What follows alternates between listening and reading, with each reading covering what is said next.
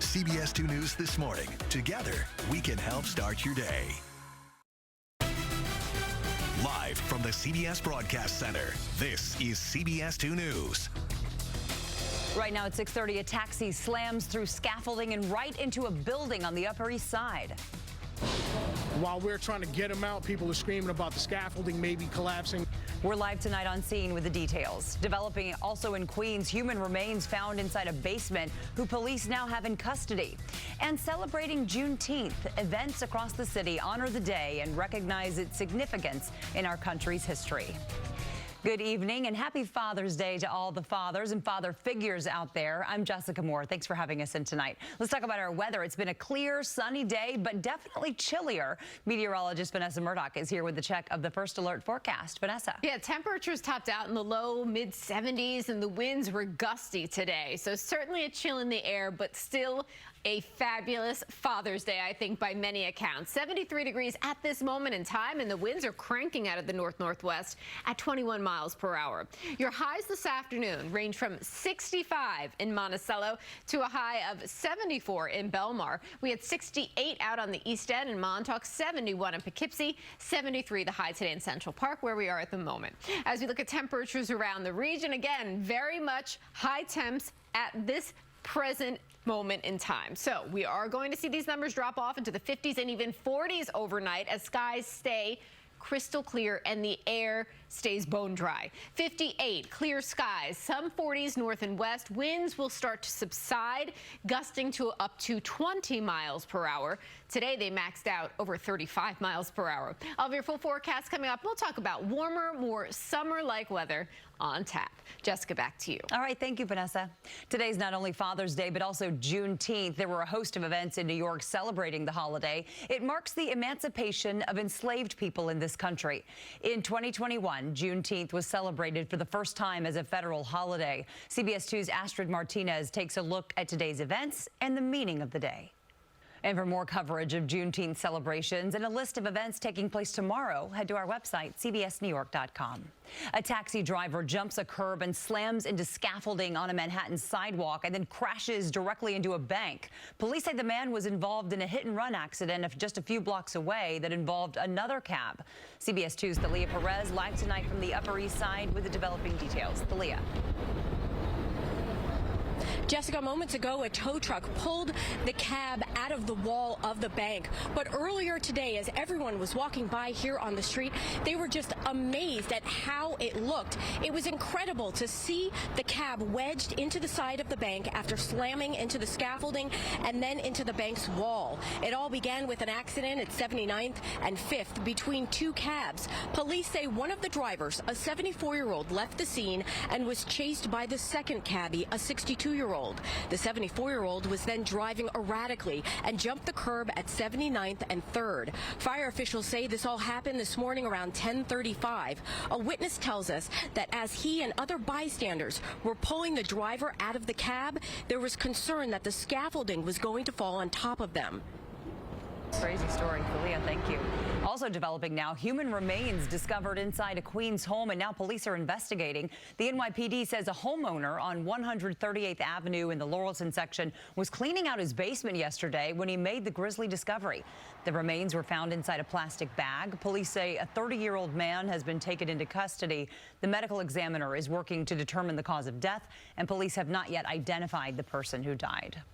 COVID vaccines for children under 5 could be administered as soon as this week, but it might take longer to get an appointment for the kids than it did for adults. Former FDA Commissioner Dr. Scott Gottlieb says that's partly because administering these shots involves more specialized training. More headaches for travelers today who are facing a 4th straight day of a spike in flight cancellations all across the country. In our area, there are hundreds of delays right now and dozens of cancellations. At LaGuardia, 70 flights have been canceled today. At JFK, 77. And at Newark, more than 100. The cancellations are being blamed on rough weather, staffing shortages, and infrastructure challenges. Friday was the busiest air travel day since Thanksgiving, and another surge is expected for the 4th of July. Still ahead at 6:30, smoke on the water after a yacht catches fire in the middle of a lake. We'll tell you what happened to the 3 people on board.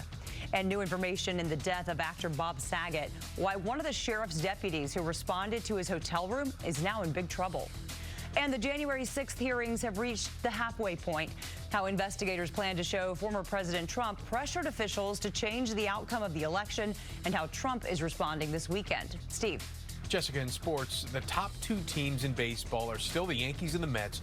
2 days ago, they both hit grand slams on the same night. Today, they both gave up grand slams on the same day. We'll see if either team could overcome those big blasts later in sports. CBS 2 News at 5 and 11. Stories that connect us all. Get your neighborhood weather streaming on CBS News New York. Thick black smoke billowed into the air when a yacht burst into flames on a river in New Hampshire. Authorities say the 70-foot yacht sank yesterday in the Piscataqua River near Portsmouth. It was heading to a marina when a passenger saw the smoke billowing from the ship's lower deck. The people on board told state police the boat filled with smoke and flames within minutes. 3 passengers and 2 dogs jumped overboard. They were all treated at a nearby hospital and released. No word yet what caused this. New information tonight in the death of comedian Bob Saget. 2 sheriff's deputies have now been disciplined for sharing news of Saget's death before his family had been notified. The Orange County Sheriff's Department says one of the deputies who responded to the Orlando hotel where Saget was found dead in January texted the news to his brother. Minutes later, the brother tweeted that Saget had died. The investigation found a second off-duty deputy also texted the news to his neighbors who had just attended one of Saget's shows. A medical examiner ruled Saget's death was accidental, likely from hitting his head when he fell. The congressional committee investigating the January 6th attack on the U.S. Capitol has reached a halfway point in its presentations to the public. There are now 3 more sessions to go. CBS 2's Elise Preston takes a look at what we can expect moving forward. Still ahead, sunny skies today, but a bit chilly as we all felt. Vanessa is back with the forecast and when another chance for rain moves in. And a big surprise for elementary school students in Newark. We'll show you what was unveiled behind this red curtain. First Alert Weather is powered by ChevyOffers.com. It's time to free our minds.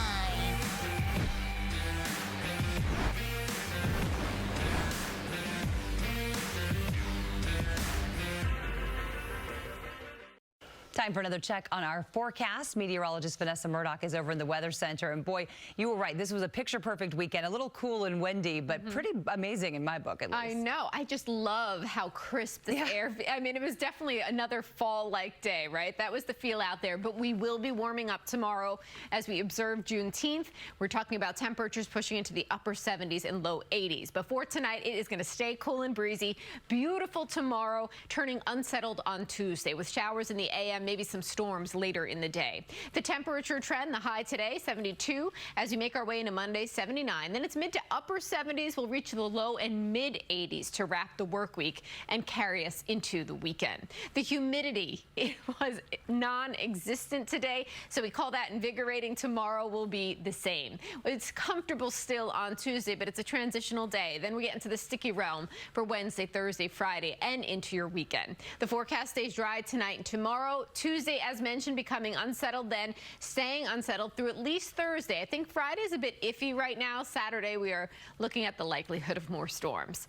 Let's talk about the winds. Peak wind gusts today were impressive. LaGuardia hit 38 miles per hour, as did Newark. At White Plains, 37, and in Bridgeport, Connecticut, a gust of 32. At this moment in time, they're not as significant, and the winds will subside overnight and be less intense for your Monday. But right now, gusting to 29 in the city. Monticello 2 is a 22-mile-hour gust in Edison. Overhead, skies are crystal clear. High pressure is in control. It's phenomenal. For those in the northeast, New England, still this sluggish low impacting the weather there. For us, yes, it's cool and breezy, but at least we have the sunshine. So overnight, clear and chilly, 50s and 40s again. Tomorrow, bright skies, beautiful and warmer. We'll be pushing into the upper 70s and low 80s. Now we take you into Tuesday. Tuesday will be a day where the clouds dominate the forecast. Some showers early, and then through the afternoon, especially the evening, showers and maybe some thunderstorms. And Wednesday, Thursday, again, a chance. Tonight, under clear skies and relaxing winds, 50 58 the low in the city, 48 for Woodbury and Poughkeepsie. We'll bottom out at 52 in Toms River, 55 in Shirley, and 45 in Monticello. Your Juneteenth observance forecast, 79 degrees out there. Warmer, beautiful winds, not quite as blustery. And then tomorrow around the region, it's 76 for a high in the Hamptons, 80 in Toms River, 73 up in the mountains, 75 at Woodbury with a low risk of rip currents. So that's some good news if you want to hit the beach. And we're counting down to summer. It starts Tuesday morning at 5:14. For Tuesday, 76 degrees with that chance for wet weather. Wednesday, 78, increasing humidity, 82 on Thursday with storms possible, and Friday, a similar story, but we're keeping the forecast dry for now. Jessica, back to you. All right, thank you for the update.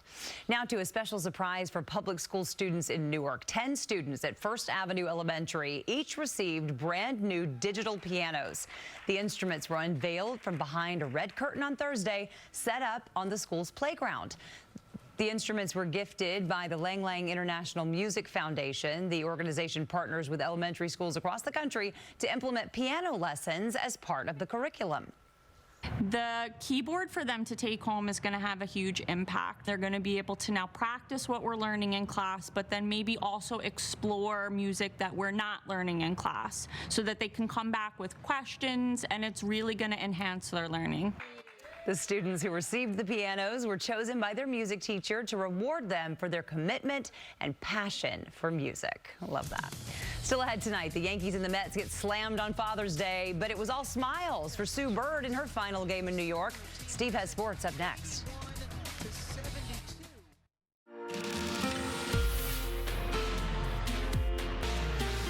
Start your day prepared. In the morning, it's a rush to get to work. In the know. I'm listening to headlines, talk to the office, find out what we've got in store for the broadcast. And ready for anything. Gotta wake up, get ready, and keep it going. CBS 2 News This Morning. Together, we'll help start your day. Now, your Ford Sports Desk. Well, the Yankees are still the best team in the majors. They have proven they can win in different ways, and if a team is going to have any chance of stifling their winning streak, they've got to score a lot.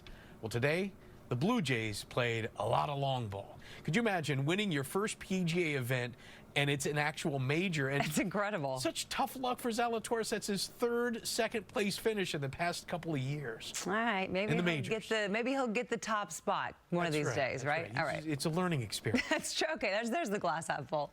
Thank you, Steve. That does it for the news at 6:30. Thanks so much for having us in tonight. We'll be back again at 11. Hope you will be too. Enjoy the night.